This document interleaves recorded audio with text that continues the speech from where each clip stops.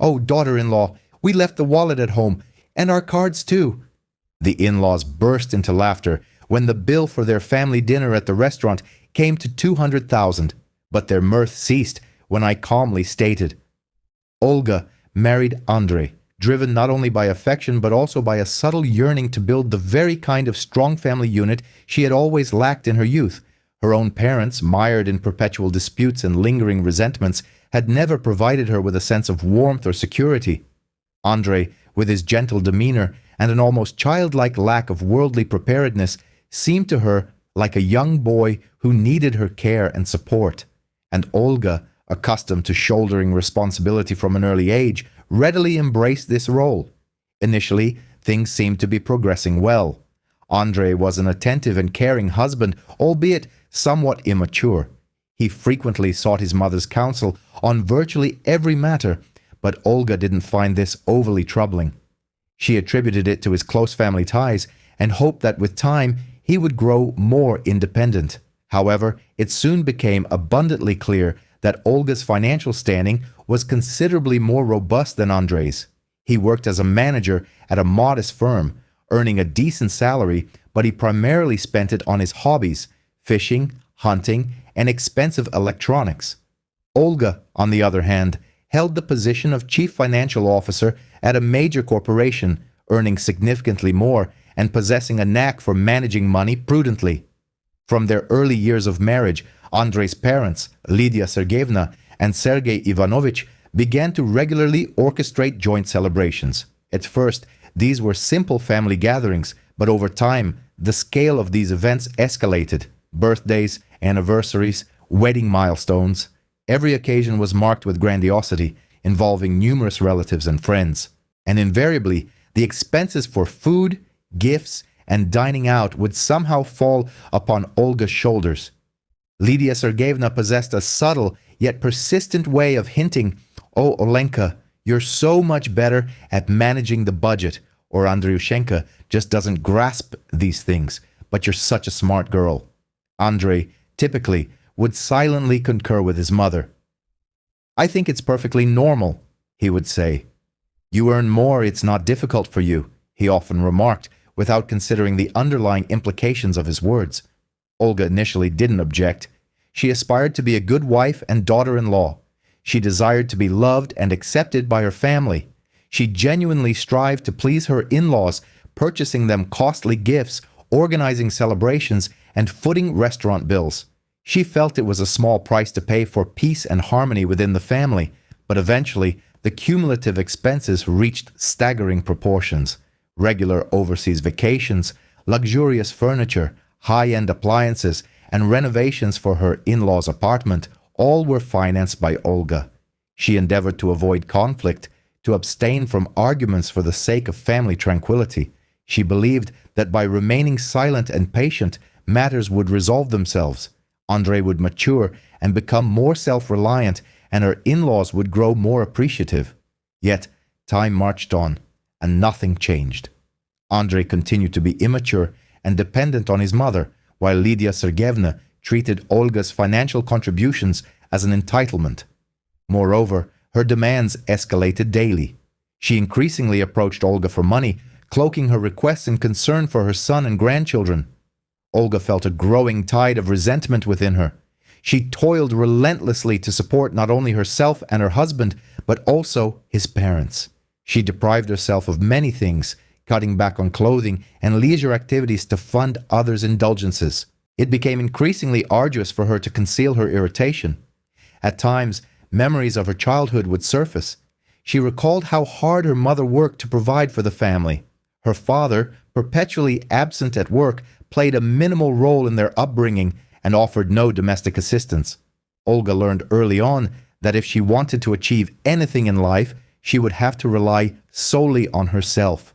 Perhaps this was precisely why she tried so diligently to appease Andrei's family. She yearned to create the ideal family she had never known. She wished to be loved and valued, for her efforts to be recognized and appreciated, but instead she felt like nothing more than a cash cow, exploited for their selfish gain. Olga remembered the day Lydia Sergeyevna asked her to pay for a spa retreat for herself and Sergei Ivanovich. "Olenka, my back has been terribly painful," she complained. "The doctors say I urgently need to go to a sanatorium, but Sergei Ivanovich and I have absolutely no money. You know how low pensions are these days." Olga, without a word, produced her card and paid for the trip. Yet inwardly, she seethed with indignation. She understood that this was crossing a line. She could no longer tolerate this injustice. Olga often recalled her grandmother's words, "Don't let anyone walk all over you, my dear granddaughter, or you'll spend your whole life carrying their burdens." Her grandmother was a wise woman who always spoke the unvarnished truth. Olga regretted not heeding her advice sooner, and now, on the eve of her mother-in-law's jubilee, Olga realized she could no longer endure this situation. She resolved to put an end to this financial exploitation. She pondered extensively on how to achieve this without offending Andrei or fracturing the family, but ultimately concluded there was no other recourse. She had to safeguard herself and her own interests. Olga prepared meticulously for the jubilee. She decided that at the banquet she would reveal the truth and announce the cessation of her financial support. Olga understood that her actions would likely provoke an uproar and lead to significant repercussions, but she was prepared for it. She no longer feared losing Andrei and his family. She recognized that her own happiness and well-being were paramount. On the day of the jubilee, Olga felt an extraordinary sense of calm and confidence. She knew she was making the right choice.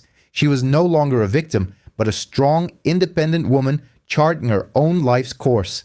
She was ready for a new chapter, filled with possibilities and promising horizons. Guests took their seats at tables adorned with flowers and candles. The hall buzzed with an elevated atmosphere.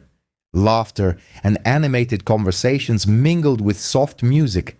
Mountains of exquisite dishes, emanating tantalizing aromas, graced the tables. Lydia Sergeyevna and Sergei Ivanovich presided at the head of the table, basking in the attention and well wishes. Lydia Sergeyevna, in her elegant gown, radiated pleasure as she received numerous compliments and gifts. Sergei Ivanovich, as usual, was more reserved, but a contented smile played on his lips. Andrei sat beside Olga, casting her anxious glances periodically. For some reason, he sensed a palpable tension and discomfort.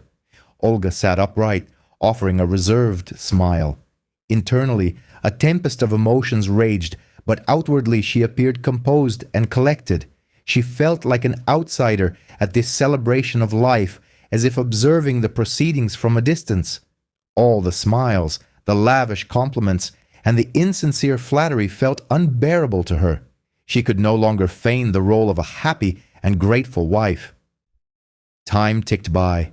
Guests raised their glasses, wishing the celebrants many long years of joyous life together.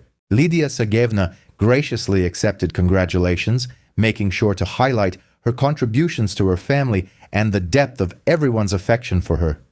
Sergei Ivanovich nodded modestly in response, allowing his wife to command the spotlight. Andrei also offered a toast, expressing gratitude to his parents for all they had done for him, speaking of their love, care, and wisdom. Olga listened to his words with a bitter smile. It seemed to her that he inhabited some parallel universe where money materialized out of thin air, and she was merely an adjunct to his comfortable existence. Following the toasts, the waiters began serving the main courses. Guests savored the delicacies, discussing current events and social gossip. Lydia Sergeyevna seized every opportunity to boast about her accomplishments and achievements, recounting her travels, expensive purchases, and influential connections. Olga listened in silence, feeling a surge of anger and disgust build within her. Finally, after everyone had eaten their fill and relaxed slightly, the bill was presented. The waiter politely handed it to Lydia Sergeyevna. As always, she glanced at the amount and casually remarked, "Oh, daughter-in-law, pay as usual." A hush fell over the hall. All eyes turned to Olga.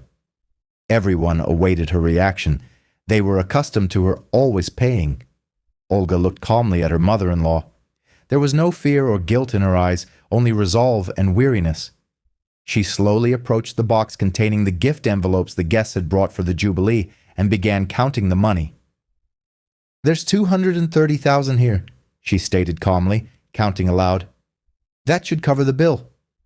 Then she produced a pre-prepared folder from her large handbag. This was the very folder where she had kept all the receipts, statements, and acknowledgments proving her financial contributions to her husband's family over the past years. "And this," she said, holding up the folder, "a small addition to your jubilee." She opened the folder and began to slowly leaf through the pages, displaying the numerous documents to everyone present. "Here are all my expenses for your family over the past year: groceries, utilities, car repairs, gifts, trips, entertainment, everything you so enjoy." A profound silence descended upon the hall. The guests stared at Olga in astonishment, bewildered by the unfolding events. Lydia Sergeyevna's face flushed crimson with anger and indignation. Andrei sat as if paralyzed, unable to utter a word. Sergey Ivanovich lowered his gaze, feeling embarrassed and ashamed. Olga continued speaking. Her voice was calm and steady, though her insides trembled with emotion. "The total of my expenses for the year amounts to nearly 1,000,000 rubles. 1,000,000 rubles that I earned through my labor and that you spent on your pleasures, without a second thought for how difficult it is for me." She paused, her gaze sweeping across the faces in attendance. "And today I want to declare that I will no longer be paying for others' indulgences. I'm tired of being your milking cow, your financial safety net.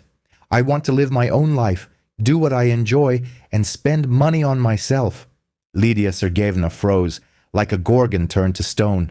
Sergey Ivanovich seemed to shrink into his chair, attempting to become invisible. Andrei looked as if he had been punched in the gut. He blinked repeatedly, as if unable to comprehend what he was hearing. The silence in the hall was so thick it felt tangible. Olga rose from her seat, leaving a half-eaten slice of cake on her plate. She felt dozens of eyes on her, but made an effort to ignore them. The crucial thing was that she had done what she had to do. The words had been spoken, the cards laid bare. Now, only the consequences remained to be seen. Andrei finally regained his composure. He leaped from his chair, nearly toppling his wine glass. "Olya, what are you doing?" He croaked. His eyes narrowed. "Why did you bring all this out in public?" Olga stopped, turned to him, and calmly replied, "Because it concerns everyone, and because I can no longer remain silent." She saw bewilderment and incomprehension in his eyes. Andrei had never been accustomed to solving problems. He had always preferred to hide behind his mother or wife. Now he found himself face to face with reality, and he clearly did not like it. Lydia Sergeyevna awoke from her stupor. An expression of anger, which Olga had seen many times before, appeared on her face. "How dare you?" she hissed, rising from her seat. "You've ruined the celebration, disgraced us in front of our guests." Olga sighed. She knew this was inevitable. Lydia Sergeyevna would never admit fault. She would always find a way to shift the blame elsewhere. "I didn't intend to disgrace anyone," Olga replied, striving to maintain her composure. "I simply spoke the truth that you all preferred to ignore." Lydia Sergeyevna snorted dismissively. "Truth? Your truth? You're simply jealous of our happiness. You think we don't see how you look at Andrei. You want to turn him against us." Olga felt her anger boil within her. She had endured these humiliations, these manipulations, these constant reproaches for so many years, but now she would not remain silent. "I want Andrei to be independent," Olga retorted, looking directly into Lydia Sergeyevna's eyes. "For him to make his own decisions, earn his own money, and be responsible for his own life. And you're simply keeping him in a gilded cage, depriving him of the opportunity to become a real man." Lydia Sergeyevna raised her hand as if to strike her, but Andrei managed to intercept it. "Mom, stop," he said, looking at her imploringly. "Please, enough." Lydia Sergeyevna wrenched her hand free and turned away from him. "You weren't a weakling," she hissed. "She made you that way." Olga shook her head. "It wasn't me, Lydia Sergeyevna. It was you. You've always controlled his every step, every decision. You never gave him the chance to grow up." Sergey Ivanovich, who had remained silent throughout, suddenly spoke. "Lida, perhaps Olga is right," he said quietly. Perhaps we should reconsider." Lydia Sergeyevna turned to him with disdain. "You've always been a spineless wretch," she said. "And now you're going to betray me?" Sergey Ivanovich lowered his head and fell silent once more. Olga felt a pang of pity for him. He was as much a captive in this situation as she was. Olga looked at Andrei. He stood with his head bowed, silent. She could see two conflicting emotions warring within him, love for his mother, and... She understood that this was incredibly difficult for him, but she also knew he had to make a choice. "I will no longer be paying for others' indulgences," Olga repeated. This time, her voice was softer, but her conviction was even stronger. The words hung in the air like a verdict. She noticed how the guests who had been engaged in animated conversation now avoided her gaze. An awkwardness, like a thick fog, enveloped the hall. Someone coughed, someone deliberately scraped a plate noisily. Everyone understood that they were witnessing something more significant than a mere family quarrel. It was the shattering of illusions, the exposure of a lie that had been concealed for years beneath a veneer of prosperity. Andrei still couldn't find a response. For the first time in his life, he couldn't hide behind his mother's broad back, couldn't mutter something inarticulate, hoping the problem would resolve itself. He looked at Olga as if she were a stranger. He had never seen her like this. All these years he had taken her for granted, a reliable source of income, a woman willing to sacrifice herself for the family, and suddenly this woman had risen up. Olga felt drained, yet liberated, as if a great weight that had been crushing her for years had been lifted from her shoulders. She looked at Andrei once more. A flicker crossed his eyes, something akin to regret, but it was insufficient. Too late. "I'm leaving," she said softly, yet clearly enough for everyone to hear. She didn't say goodbye, didn't offer further explanations. Everything had already been said. She simply turned and walked towards the exit. Behind her, she heard muffled voices, fragments of sentences.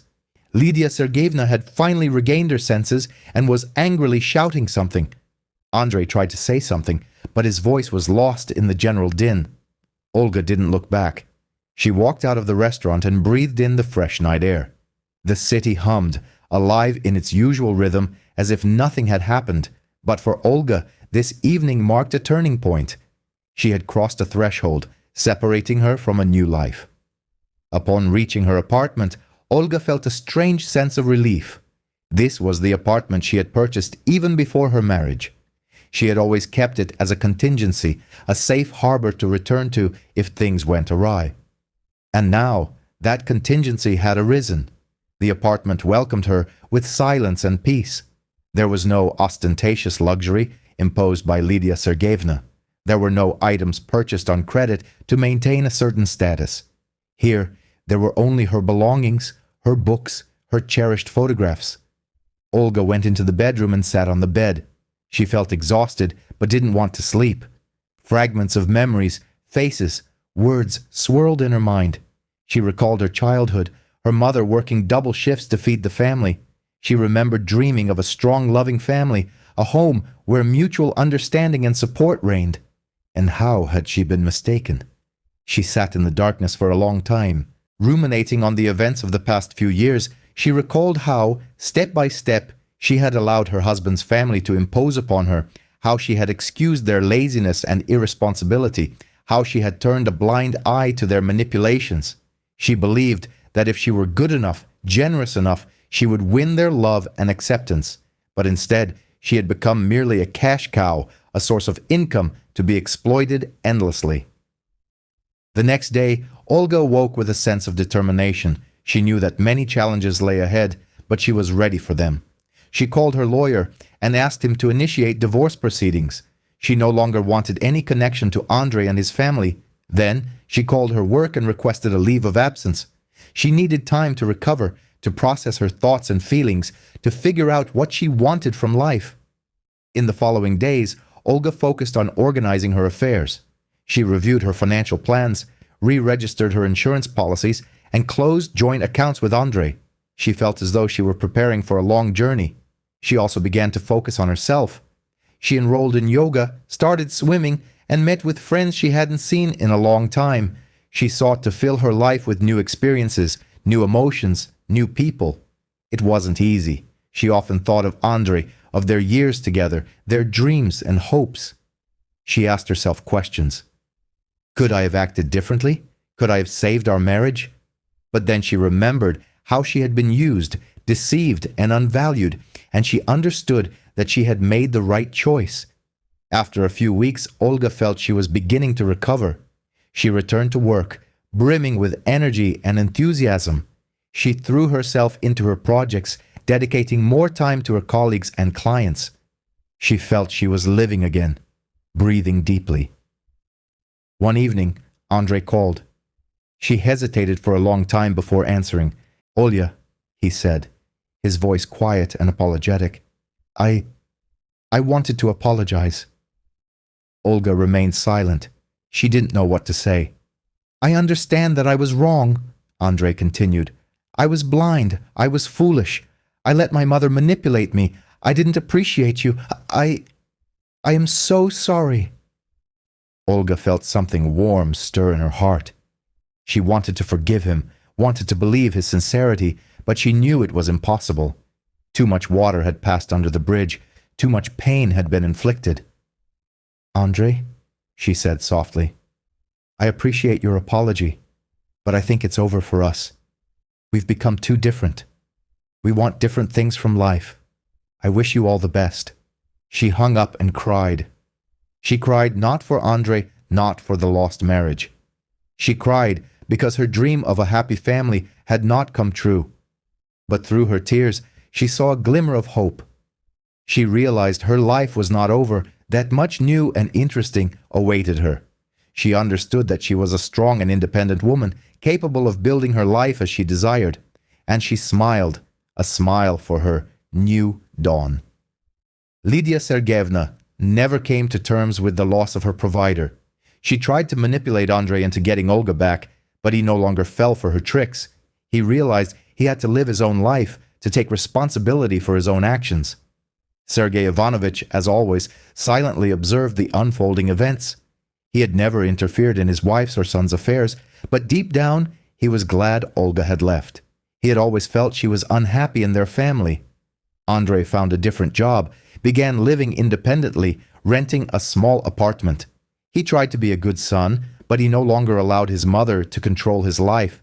He embarked on therapy to confront his internal struggles and deep-seated insecurities. He frequently found himself reminiscing about Olga. He recognized he had lost far more than just a spouse. He had lost a steadfast confidant, a deeply affectionate soul, and his unwavering anchor. He accepted full responsibility for this outcome, acknowledging that no amount of effort could undo what had been done. Nevertheless, he clung to a flicker of hope. He held a conviction that one day, upon transforming into a better man, one worthy of her affections, she might find it within herself to forgive him. He refrained from pressuring fate, focusing instead on self-improvement.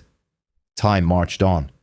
Olga achieved considerable professional success, acquired a new residence, and cultivated a fresh circle of companions. She had found contentment and autonomy, yet a space for genuine affection remained eternally within her heart. She harbored a belief that she would eventually encounter someone who would cherish her for her intrinsic self, not for her material possessions. Perhaps at some distant juncture, her path might once again converge with Andrei's, but that encounter would undoubtedly signify a profoundly different chapter. Mai.